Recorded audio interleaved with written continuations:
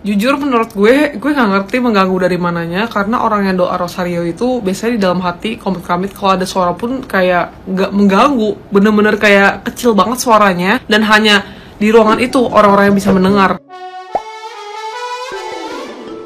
Hola netizen yang tercinta, sebanyak 4 orang ditetapkan sebagai tersangka atas kasus pembubaran ibadah berujung pengeroyokan di Tangerang Selatan, di mana untuk tersangka yang berinisial D berusia 53 tahun yang merupakan ketua RT setempat berperan meneriaki dengan suara keras dengan nada umpatan dan intimidasi kepada korban beserta temannya dengan maksud teman lainnya turut bersama-sama menyerang korban dan teman-temannya yang dianggap mengganggu lingkungannya. Lalu tersangka yang berinisial I berusia 30 tahun, dia berperan turut meneriaki korban dengan ucapan intimidasi, dan karena korban menolak perintah tersangka untuk pergi, maka tersangka mendorong badan korban dengan tenaga sebanyak 2 kali. Tersangka yang berinisial S berusia 36 tahun berperan membawa senjata tajam jenis pisau dengan maksud untuk melakukan ancaman kekerasan guna menakut-nakuti korban dan temannya yang berada di TKP. Atas kasus ini para tersangka dikenakan pasal 170 KUHP pidana dan atau pasal 2 ayat 1 tentang Undang-Undang Darurat dan atau pasal 351 KUHP pidana dan atau 355 KUHP pidana. Nah, gimana nih menurut netizen yang terhormat? Silahkan berkomentar ya.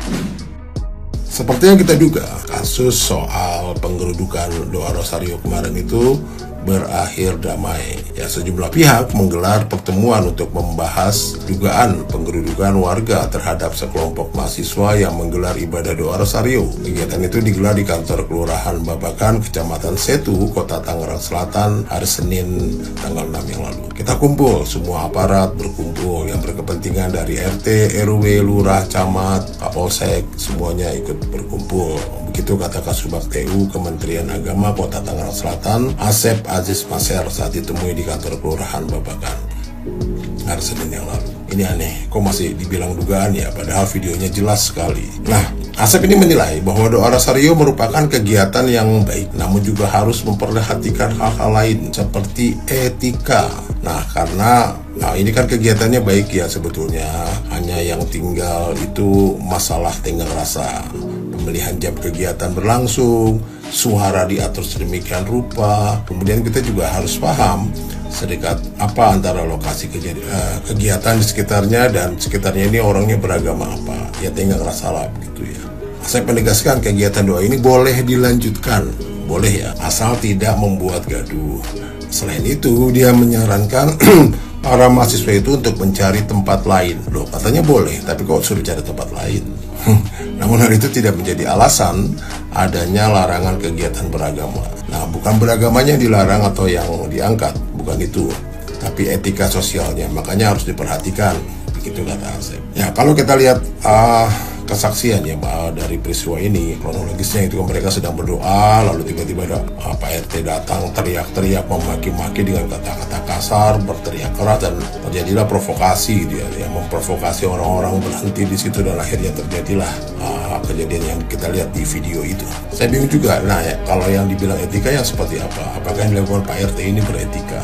Lagi pula yang saya tahu, mereka nih umat Katolik memang bulan Mei ini kan buat umat Katolik adalah bulan Maria ya, dimana mereka lebih intens berdoa, doa rosario ini kepada Bunda Maria gitu ya. Dan kadang mereka melakukannya sendiri, bersama keluarga atau bersama kelompok-kelompok kecil yang mereka buat, pertemanan dan sebagainya. Nah, kadang mereka melakukannya seminggu sekali, dan itu memang dilakukan antara jam 7 sampai jam 8 malam. Bukan karena apa-apa ya, karena kan rata-rata ya kalau siang itu mereka berkegiatan, beraktivitas, ada yang kuliah, mungkin ada yang kerja dan sebagainya. Jadi dilakukan jam 7 atau jam 8 malam, dan biasanya cuma 1 jam saja paling lama. Nah, yang saya tahu mereka ini berdoa gitu ya, dan mereka pasti berdoa dengan khusyuk dan hikmat, bukan seperti anak-anak muda mungkin yang main gitar di ujung gang gitu, yang berteriak-teriak sambil setengah mabuk, atau seperti orang yang sedang yang lagi bernyanyi di dangdutan sampai jam 2-3 pagi. Kenapa hal itu tidak mengganggu? Kenapa hal itu tidak disebut tidak beretika? Lalu soal keadilan ya, memang sulit buat kita untuk menerangkan atau bahkan mengharapkan soal keadilan kepada mereka yang selama ini mendapatkan keuntungan dari ketidakadilan.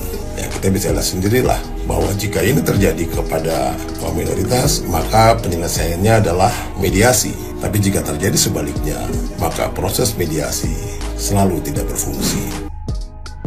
Buat kalian, saudara seiman gue, sesama umat Islam yang membela Palestina mati-matian tapi masih intoleran di negeri sendiri, dengerin. Alasan kalian mendukung Palestina itu adalah karena adanya penindasan, bener kan?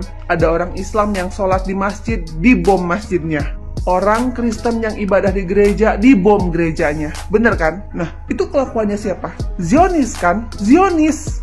Nah, bedanya apa sama kalian? Orang Protestan membuka tempat ibadah di rumahnya, digerebek, dibubarin, gak diizinin, dengan alasan itu kan bukan rumah ibadah, nggak boleh tuh, nggak resmi tuh, masa ibadah di rumah? Ya gimana mau ada izin resmi? Orang setiap mereka minta surat perizinan aja tuh nggak pernah disetujui, nggak pernah dikasih keleluasaan untuk ibadah.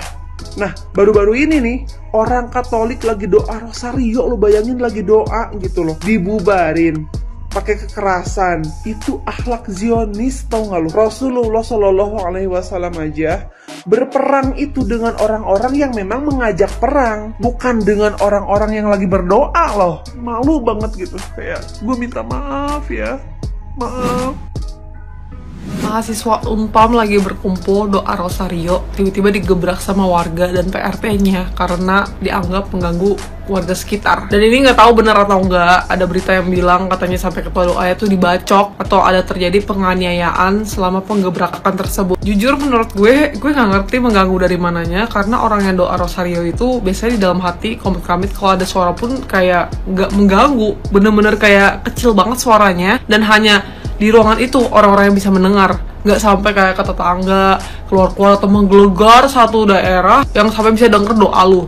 Tidak kayak seperti itu. Terus ya beberapa warga, 4 tersangka lah, termasuk Pak RT-nya sendiri, itu katanya udah ditangkap polisi. Ini menurut gue pribadi sih, buat orang-orang yang terlalu fanatik sama agamanya, kadang bisa salah nafsir atau pakai pemahaman mereka sendiri akan ajaran agamanya. Padahal maksud agama atau kitab atau yang di atas tuh tidak menginginkan lu melakukan hal itu kepada sesama manusia lain. Mungkin ya di agama masing-masing pengen kita itu jadi saksi agama kita, memberikan kesaksian ke orang-orang yang entah ya beragama lain atau belum punya kepercayaan atau tidak percaya Tuhan, itu jadi kenal sama Tuhan kita. Tapi gue percaya satu hal ya, yang pasti agama kita masing-masing tidak mengajarkan kita harus maksa orang dengan kekerasan, dengan cara yang jahat dan tidak benar untuk mereka percaya sama Tuhan atau iman kita. Kalau sampai oknum tadi pernah menyorakan Free Palestine atau donasi lah untuk Palestina dan tidak menyetujui soal hak asasi manusia yang ditindas oleh bangsa Israel, tapi dia sendiri menindas orang-orang sekitar dia, warga-warga setempat yang punya agama lain, apa bedanya lu sama Israel? Menurut gue muka dua banget sih.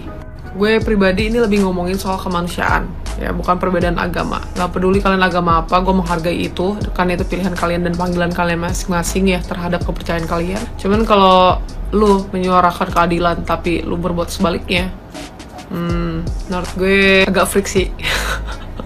Gue pun tidak setuju sama kejadian-kejadian yang seperti itu.